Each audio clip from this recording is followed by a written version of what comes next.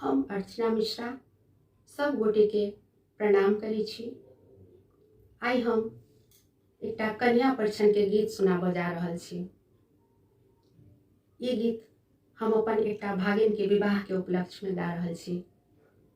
हुनकर विवाह मुंबई में होबऽ वाला छनि।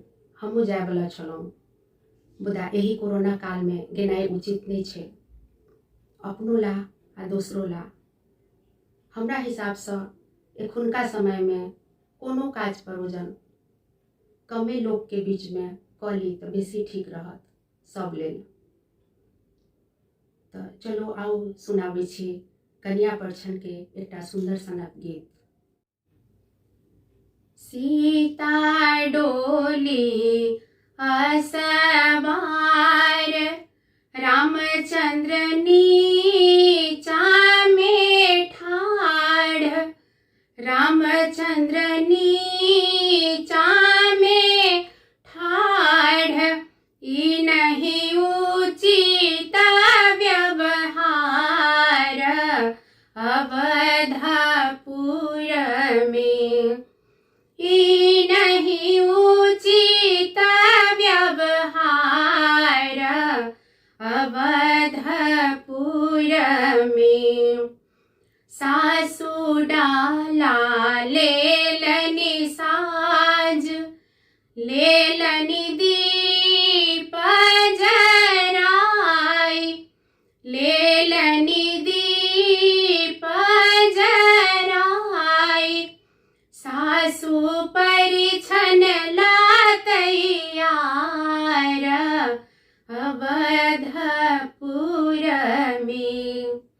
सासु परिछन ला तैयार अवधपुर में।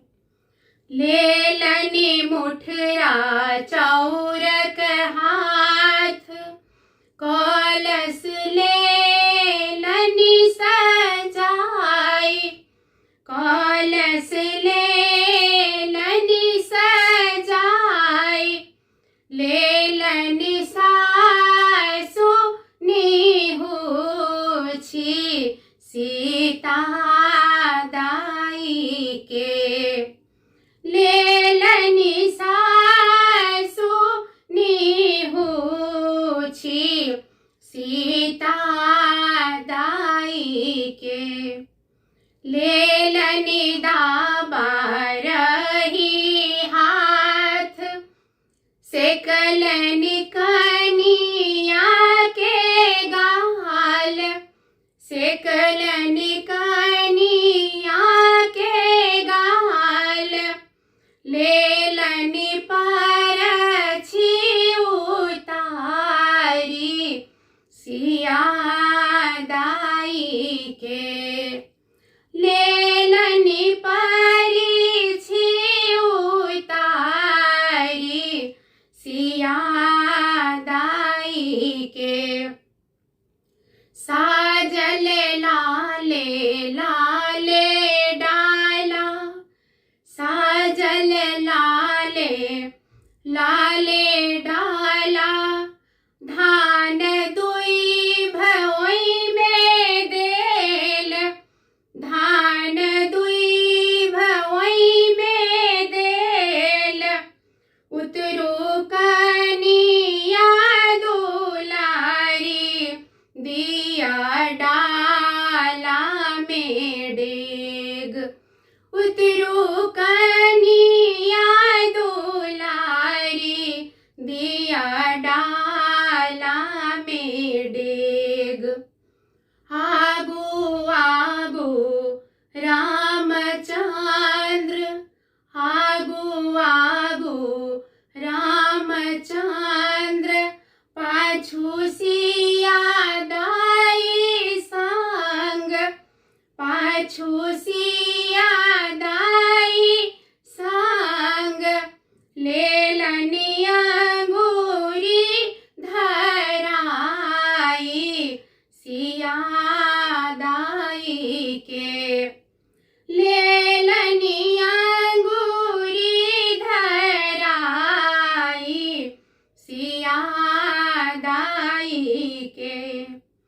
चलेला कोबर घर राम, चलेला कोबर घर राम, सखी सब मांगल गावी, सखी सब मांगल गावी, बहिनी छेकली दुआर अवधपुर में, बहिनी छेकली दुआर अवधपुर में, सीता डोली असवार, रामचंद्र नीचा में ठाड़, रामचंद्र नीचा में ठाड़, इनहि उचित व्यवहार अवधपुर में, इनहि उचित व्यवहार अवधपुर में। धन्यवाद।